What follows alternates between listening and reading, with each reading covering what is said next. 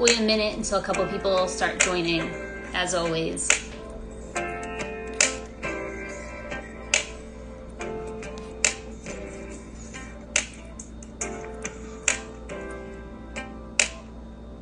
Hi, Anthony's.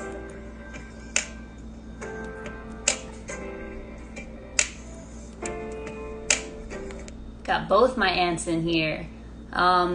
So we'll start. We'll have people come in as always. Hi, everyone. If you don't know me already, I'm Mal. I'm the founder of Learn What Matters and the host of this Instagram Live series called Peace Over Panic.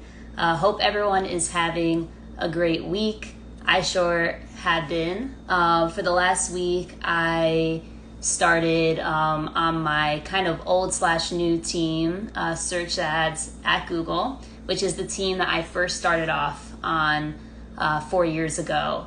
And if you had told me 4 years ago that I would have wanted to work with engineers again, I would have probably laughed and told you that's not me. But pleasantly surprised, I have loved my time, not just working at a tech company, but actually in a tech org. And, it was very hard for me to make this decision because I really had wanted to stay in people dev. And I learned that, sometimes, things might look good externally and people might love, oh, wow, you work in a certain place or you're part of a certain affiliation. But if you don't feel at peace internally, you should not stay. And I took a vacation between both teams that I was on, and I was really kind of a little bit down. I'm like, I don't know if I made the right decision of going back to my old team. And then of course this past week when I started meeting with my manager, all the executives that I support, all the other admins, and just knew instantly that it was the right choice for me. And so the lesson really is, definitely go with your gut, go with your heart. Only stay places where you're not just celebrated through words, but also through real actions. And make sure that you're not just staying in part of something, having people in your life or something that just looks good externally when you are not at peace internally. So that was one thing about this week.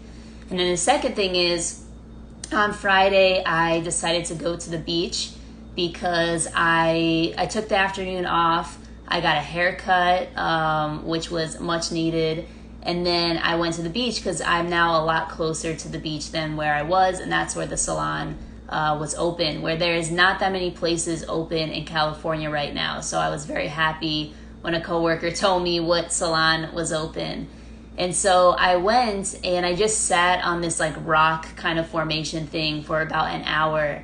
And I realized when I was at the beach how much naturally I just don't care about my cell phone. Like, I like to take pictures and stuff, but I don't care about what's going on in the news. I don't care about what my friends across the world are doing. I'm just in the moment at the beach, enjoying the sunshine, enjoying kind of what is happening around me instead of what's happening on my phone. And I kind of started asking myself, because I realized this actually last year, but it wasn't until, I think this moment that I realized how much it has to become a part of my real self-care routine. And growing up, I lived, for people who don't know, I lived very close to the Jersey Shore and often spent a lot of my days in the summer at the beach. And my mom and I, we would wake up super early. We would get like a bagel, because bagels are very big in New Jersey, which I miss here while I'm on the West Coast, because they just don't do bagels right. And we used to get a bagel, go to the beach super early when no one was there. And so we got free parking, easy parking. We didn't have to pay to go on the beach. And then we would leave around 11-ish. We would grab lunch, and then we would go home and do whatever. And that, I don't think I realized how important, like I said, it was, especially to have summer breaks. So if you're a teen listening at some point, take advantage of really your summers. And I just realized how much, again, when I went back, it meant to me, and how much I just naturally from childhood loved that place and what it brings out of me. And so I made a big commitment to myself that at least once a week, even if it's just an hour, even if it's 30 minutes, I have to go there. And that's going to be like a place where I read, where I write, or a lot of things that I do here, but I can be distracted through technology. But a lot of times when you're at the beach, your Wi-Fi, you know, you don't have Wi-Fi, sometimes it doesn't work, and it forces at least me to really, you know, focus, to not be distracted, to be relaxed. So hopefully you'll see, you know, whether through Instagram or you just talk to me another time, and you'll hear that I'm spending a lot more time at the beach these days. And hopefully they stay open, because I have no idea with the pandemic, you know, you never know what's going to happen. But anyway, those are the two big things for me this week that I wanted to share. And we have two, as always, amazing guests with us this week. First up, we have Sylvester, who I met actually just through Instagram or Facebook, I forget. But we met through social media during the quarantine time, and he's become such a great friend of mine, totally the real deal, always sending me kind of motivational messages, and I watch a lot of his YouTube videos now that he releases. He's a motivational speaker, and he is the founder of Out of Pain into Purpose, which I think that when we first met, I mean, I tell everyone how I'm all about transforming pain into purpose. And so we kind of got along when his entire thing is Out of Pain into Purpose. And so I'm honored to have him on. Let me try to add him in. Hopefully this will work. Waiting. Connecting. Hello. Hey, what's going on? Well, I'm just excited to have you on. I know that we've been talking about this for a little while now. Yeah, I'm so excited to be here. Honestly, it's a blessing to be here, honestly. Yes, yes. So I first, as I always ask, you know, what have you been doing to try to maintain any peace over panic in your life? It's been interesting, especially with the whole quarantine, COVID and everything. I just been finding time to focus on myself, really do some meditation and prayer techniques, and just really trying to hone my craft, honestly, because finding time to do things that I normally didn't have the time to do, it was really important for me. So I looked at this whole thing as a blessing in disguise, honestly, because I was able to really develop more content and create more time opportunities for myself during this time. Have you, you know, found any apps like for meditation that you use, or for any of your speaking, or any resources that you have found really helpful? Yeah, I have a few books that I've read and stuff. One book in particular that I have been reading actually is called High Performance Habits, Mm. in Burchard. It's a really great book. It talks about different habits to help you become that extraordinary person that you know you can be. Mhm. Obviously, I use my Bible as well because I'm a very religious and spiritual person. And that's where a lot of the time that I use for my prayer and meditation comes from with that. And a few different apps that I use. It's this one app. It's called like a motivation. It's called motivation. It's literally like different quotes that I get notifications about, and they always come at the right time, especially if I'm having certain thoughts in my head, and those quotes just come right at the moments when I need them, and everything. So it really has been helpful for me. Does keeping like motivational, like for me, I feel as though I'm someone that needs to constantly have stuff that's motivational in my life to just keep going. Do you find that like those quotes, or do you constantly kind of feeding your mind with different motivational stuff to inspire you for, you know, the own work that you're doing? I use those quotes as well as like guidelines and stuff. So I sometimes will post those quotes and then kind of take my spin on it and explain what it means to me. And I also kind of look within on myself, asking God to give me the words to give to people and stuff. And I just really go from there, honestly. Just it's like a combination of both, really. So Mm-hmm. like taking quotes and really just kind of finding motivation within myself and looking back over my life and stuff. Mm-hmm. And taking, I always say it's like those quotes kind of inspire something within at least me. A lot of times when I read quotes or see other people's content, like you Mhm. said, and kind of put your own spin on it, and use your own. And no one has the same experience as you. So I always try to remind myself that even though the messages might be the same, how you get there is always sometimes very unique to your Yeah, own story. Um, definitely. So you're also a grad student right now, and there's a lot of students that are trying to figure out how do they keep studying, how do they even enjoy school, and I'm curious to know with you, how have you remained focused on making sure you do well in school, that you get the most out of your experience. And I also know that your mom, I just saw you post a little bit ago, she just graduated. Yeah. And it was so cute, all your photos and everything that you had. I love seeing when people are just proud of other people in their life. And Yeah. having her, I'm curious also, did having her help keep you focused as well? Honestly, it did because watching her go through what she did with grad school, it really pushed me even more. Because I know there were times that she really wanted to give up and stuff with everything outside influences that have happened and Mm-hmm. stuff that was definitely out of her control. Um, Mm-hmm. where she was coming from, and it really just helped me because my I ain't gonna lie, growing up, school was probably one of the favorite things that I always enjoyed was school, ironically. Yeah. And then as I got in college, I was just like, why did I enjoy school so much? This is stressful. This is so stressful. I don't understand. But especially grad school, because it's definitely like a whole nother level of studying, a whole nother level of commitment that it requires. And all my classes are online. So it definitely, I definitely had to find a lot of time to do that. But luckily, I've been able to get this far at least because I'll be finished, prayerfully, I'll be finished by the end of this year with my master's actually. So What are you studying? I'm studying sports management actually. Nice, Yeah. nice. What did your mom study? She's getting her master's in business administration. Nice, nice. So, and you said that you graduate at the end of this year? Yes, I'll be finished at the end of this year. The way my school works, they only do ceremonies in the spring. So I'll be finished with everything by the end of this year, and then my ceremony will be next May.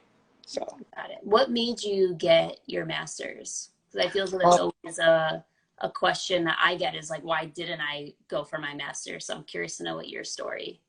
I really wanted to further my education, and especially what I want to do. I want to be a coach, and I want to become athletic director for a cause that it needed more education from my background. So I really wanted to out it. And in my last semester of my undergrad career, I did an internship with the athletics department at Columbia State. And actually enjoyed that time because I learned that every day is not the same in athletics. There'll be Mhm. some days where it's not much to do. You're just kind of chilling, doing just regular office work. And then the days you're running around like a chicken with your head cut off, getting ready for games, and getting ready for tournaments, and just getting ready for all sorts of big events, sports related that can happen all in one day, especially. So I enjoyed it nonetheless, and that's something I really wanted to see myself do going forward. Honestly, especially working with college athletes. Yes, you have a like dream school that you would be the athletic director for. Yeah, honestly, I would love to be, there's a few schools in mind actually at the school that I'm at going to now. Georgetown is one. Mhm. Um, Either that or I've been looking up north really because I've been south my entire life. So I've been looking up north like Boston College, Mhm. Northwestern, all these big name schools and everything. Even if it's like a smaller, just like a smaller school. And if anything, I probably would start at a smaller school just to help develop myself and help develop that city in particular, to take it to the next level, or at least in my way, take it to the next level and everything. So, Amazing. And you have been based in Georgia your entire life, or most of it. yeah. hmm Yeah. All my Yes. life. Yeah, yeah, I know. I've been trying to, I told you, make my way down there at some point because I have family in Florida and then my dad's girlfriend is based in Atlanta. So I'm trying to get down south at some point. Yeah. I know, I'm thinking about potentially coming when it's cold here in California, so I can kind of get Yeah. some warmer, I guess, weather Yeah. on back on the East Coast down south. Yeah. It's, Um, it's definitely a change down here. It's so hot around the summertime and stuff. Like for me, I like fall and winter weather because I know I can yeah. easily dress. most part. And in the summertime, most people will just catch me in some basketball shorts or something because it's literally that hot. So, I but know the humidity is what is terrible too.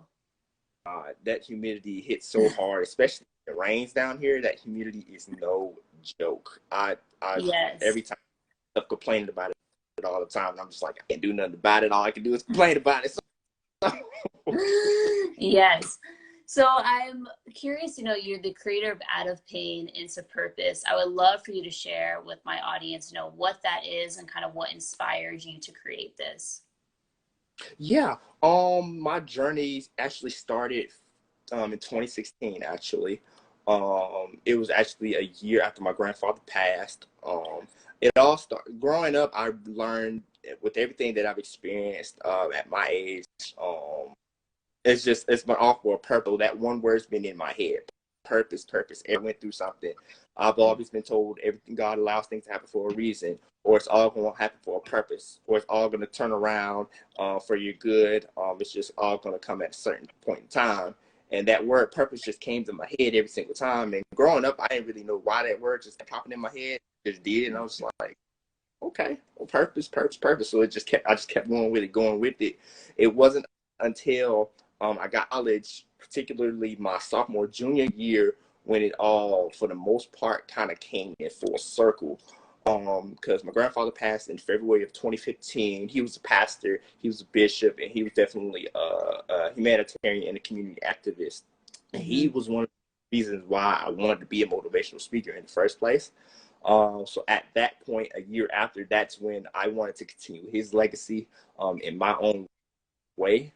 And that my journey for motivation started. And that's how the title of actually Out of Pain into Purpose came about and stuff. So it's like being able to turn my pain that I've experienced into the purpose that God had in store for me, or God has in store for me going forward. And that's what been my motto, my mantra every single time I go on in life. So I know you do a lot of speaking. So what is kind of like more of your longer term vision for all of this? Like, I think you're working on a book, maybe. Are you working on anything else? Like, what do you think that this is going to be in the long term? I am writing a book right now, actually. It's actually going to be called Out of Pain into Purpose. Mm-hmm. That right now. I've been working on that for some time now, and in that book, it's going to be about certain highlights of my life, but really focusing on the lessons I learned out of those situations and how I was able to turn it around, and how God was able to turn it around for me and stuff, and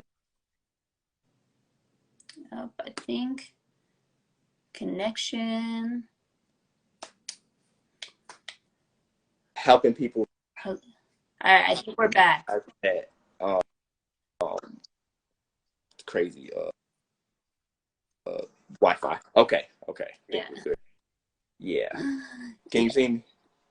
Yes, yes. Okay. I can hear you now. Just being able to turn around for my good. It's been a little crazy over here. So, No worries. but I've been working on my book as well as I'm trying to definitely take my speaking to the next level. I want to be able to one day I want to be able to do a TED talk, speak at a TEDx conference and everything. That's definitely one of the things I've always wanted to do. And be able to speak in large crowds of people, being able to inspire and motivate the masses, not just in my city, but in different states, countries, whatever the case may be. Just being able to be a light for others to see, and using God as my foundation to be able to do that. So. Have you ever had people in your life, say things like you shouldn't be a speaker or make any comments about you that would kind of be discouraging? And if so, like, how did you get kind of through them? I have had people tell me things like that. I've had people, ironic, I've had people tell me that, I'll tell people that I want to do this, I want to do that. But I've had people obviously that'll tell me, that I wouldn't be this, I wouldn't be anything. I've had people tell me that I'll always be a loser. I've had people tell me always be this and that, which always discouraged me. And they always see that growing up, and it really hurt my self-esteem and my confidence because growing up, it was just like, I didn't even do nothing to these people. I was, for the Hmm. most part, best to be a nice guy and stuff, and it just really hurt me and stuff. But at some point, and this, I can thank my mom for this. She really taught me and showed me that it doesn't really matter what people say. People are going to talk at the end of the day. The only thing that matters is what God sees when He looks at me, and what the only thing that matters is what I think of myself. So Hmm. I took that and ran with it, and ever since then, I just started not letting what people say get to me, and not letting what people say dictate to me what I can or can't do in this life. Because for me, I know, and I positive affirmations every day in my life, saying that I know I can do this, or I will do this. My being able to change my mindset and to turn my mindset around and stuff, because you can change your life. So Yes. and that's really one of the biggest things that I look at. It's all about how all I think about my mind starts, and if I can change it up here, then I can change it everywhere else. So And you can help other people change their own stuff too. That's what I think yeah, is powerful, is when you change your mindset, you change your life, you help other people do the same exact thing. yeah, And I think that we relate on that too, is both taking, like you said, the lessons that you've learned, lessons that I learned, and we try to transform all of our pain into purpose so that other people can live their purpose too. mm, yeah, And keep that spreading that positivity, because I just find that when you take what you've been through, again, put it into purpose, you allow other people to stop hurting and take their hurt, and it's like a ricochet effect, a domino effect on so many different people's lives, yeah, um, that I love. And one of the things that was very impactful that you did recently is you held some very big successful marches in your community that I was for sure very inspired by. And I would love for you to tell this audience what the marches were about, what were they for, and yeah, so tell us a little bit about it. yeah. Those marches that we had recently, honestly, I enjoyed every single last one of those marches we had. Honestly, the two people that I know that definitely spearheaded it were my good Delonte and Angel. They definitely spearheaded the whole thing. They, especially with the dressing up and stuff, because the idea was, one, to make a statement about why we were doing it. And the main purpose was really to be the voice of the voiceless, for who couldn't speak, or for those who were unceremoniously killed, unfortunately, with police brutality and stuff, and all these racial injustices and stuff. So we wanted to stand up for the people, and also stand up for our fellow brothers and sisters that are still around and stuff. Just being march and dress up is definitely one. Is definitely making a statement, as well as being able to show people that we're not thugs, we're not criminals, we're not this, we're not that. But what we actually are capable of. We're educated people, definitely have our own goals and visions for ourselves and for the future and for our community, especially in my city of Columbus. It's a big city, but it can be considered a small city at the same time. Mm-hmm. So being able to see, for the men's one in particular, being able to see, it was like at least 300 people, men and boys, to come to that march. And I was so utterly grateful that there was so many people that came to show up. And then we had the women's one recently, and that one was definitely a turnout, because the women showed up and they showed out like no other march. And Mm-hmm. and I thoroughly enjoyed watching the women march and being able to support the women as well and stuff. So it was honestly a joy to be able to be a part of those marches and to help um, impact our community with that. Yeah, I mean, I loved the photos and the videos that you showed. I thought that you did a great job with kind of like your highlight reel. I saw one of them, Yeah, and really it was not. I think that you guys called them 100 Men and Women March, correct? yeah. It was like the 100 minute suits march, and then we had the 100 women of power march. Yeah, Yeah, and then you had hundreds of people show up, which I yeah, thought was so powerful to put a number out there and then totally beat it by yeah, so many. I remember seeing, your Instagram live and stuff with it and being like, wow, this is incredible to see again how many yeah. people turned out. Was there anything that kind of surprised you about that experience for you to march in afterwards, seeing people show up? Was there anything that really surprised you? I'm not gonna lie, for the men's ones, I was hoping that a lot of people would show up for the men's march. But what I didn't expect was the big number that we did have. Because I know there's for some people in Columbus, they may not be as invested into it. Some people may not. Oh, the Wi-Fi. We'll get him back. You're back. Uh, Wi-Fi. Okay. Okay. Can you hear me now? Okay. Yes, I can hear Okay. you. Uh, Oh,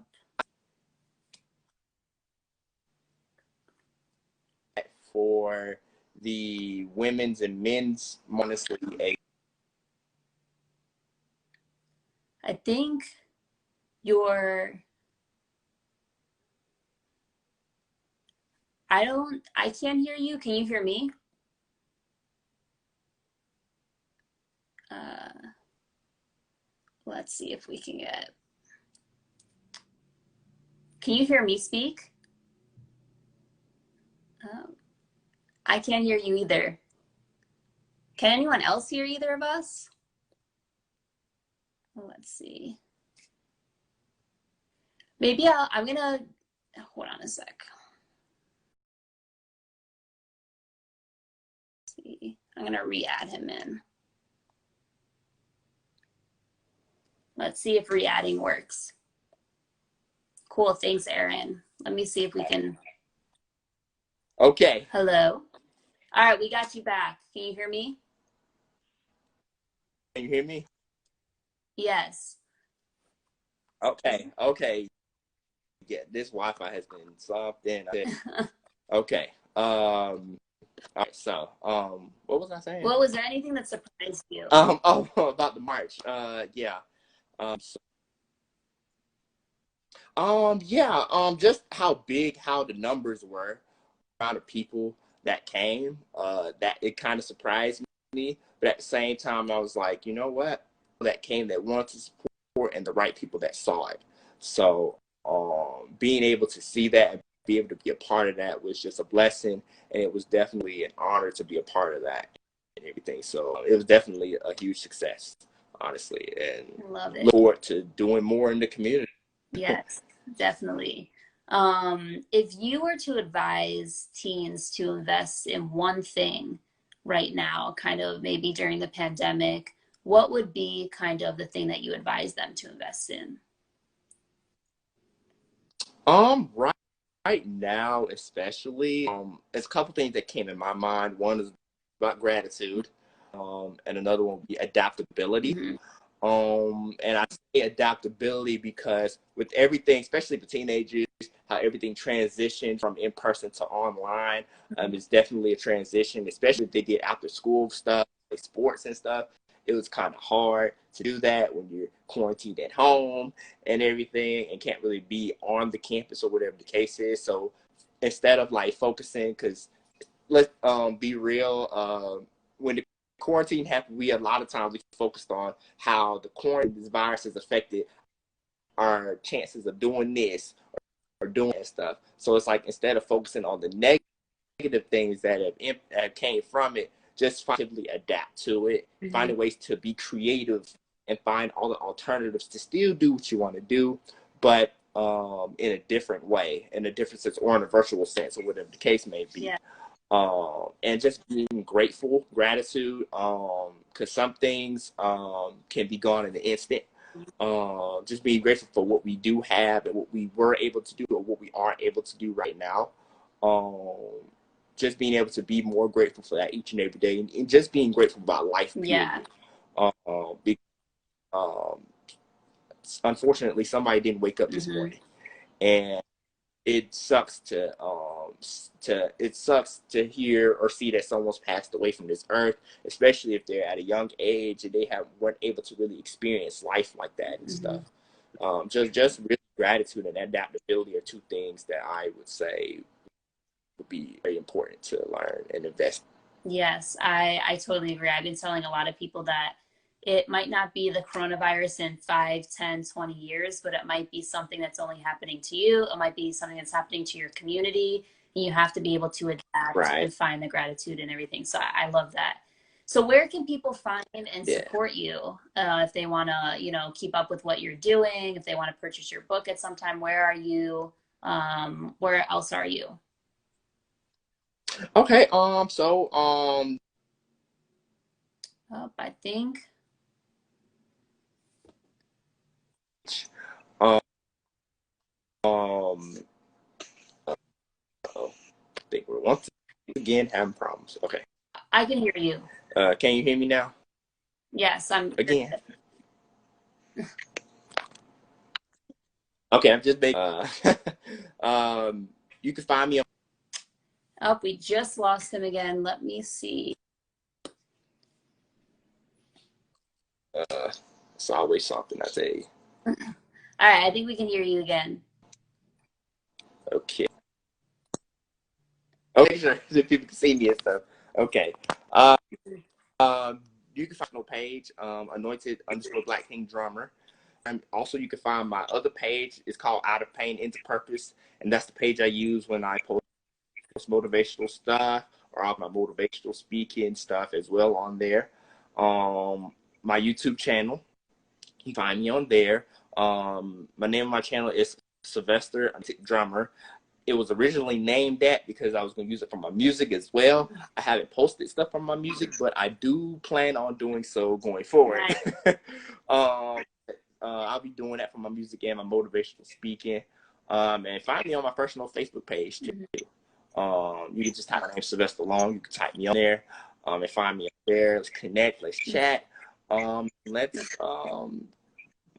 just get to know each other. Let's continue to make a change, So Amazing. And so the final question I always ask, even though I cannot play music anymore on this or Instagram will shut me down, is what is a song that always cheers you up? There are a few songs that do cheer me up. One in particular is it's a gospel song. It's called trying to remember what it's called. It's by Marvin Sapp. It's called Never Would Have Made It by Marvin Oh, Sapp. I love that song. Honestly, that song probably actually took me through college. Mm-hmm. Because there were moments I wanted to quit, and Mm-hmm. every time I play that song, me and my college friends play that song a lot, knowing that we made it this far and we wouldn't have made it Amazing. without the man above. So that's probably one of the main songs that always cheers me up. It always keeps me going. Amazing. Well, thank you so much for Yeah. coming on. Despite all the Wi-Fi issues, I really appreciate you being on. And as always, we'll keep in touch. And hopefully, when I start this like longer podcast in a couple months, I'd love to have you on there again as well. Oh yeah, I would love to be a part of that, man. I definitely would love to be a part. Yeah, and crazy Wi-Fi stuff. But I'm thankful to be a part of this, though. Yeah.